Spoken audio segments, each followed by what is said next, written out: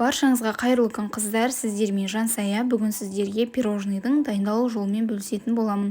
Ең алдымен ыдысымызға жұмыртқамызды салып, үстінен қантымызды салып, жақсылап әппақ болып көпіргенге дейін миксерлейтін боламыз.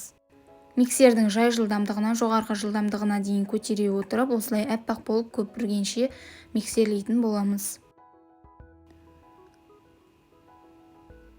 Енді үстіне сары майымызды, қаймақты салып, барлығын жақсылап миксерлеп алатын боламыз. Қыздар, менің күн сайын шығып отыратын жаңа рецепттерімді жоғалтып алмас үшін міндетті түрде каналыма тіркеліп, қоңырауша белгісін қосып қоюды ұмытпаңыздар. Өз қалауыңыз бойынша ванилин қоссаңыз да болады, немесе міндетті емес.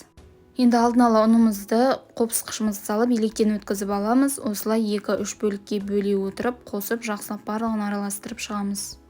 Барлық ұнымызды қосып, жақсылап қамыр илеп шығамыз. Біздің қамырымыз дайын. Енді қазір бізге жұмыс жасауға ыңғайлы болу үшін холодильникке 40 минутқа салатын боламыз. 40 минут өткеннен кейін алып жұмыс жасаймыз. Енді міне қамырымызды алып, осылай 2 бөлікке бөліп, әр қайсысын 30 граммнан өлшеп алатын боламыз. Немесе көз мөлшерімен дайындай берсеңіздер болады.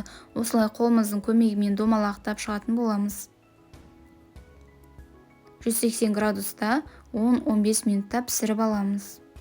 Біздің пирожныйымыз дайын. Енді қазір оны осылай қасықтың көмегімен ішін алып тастайтын боламыз. Начинкасын төменге описание бөліміне жазып қалдыратын боламын.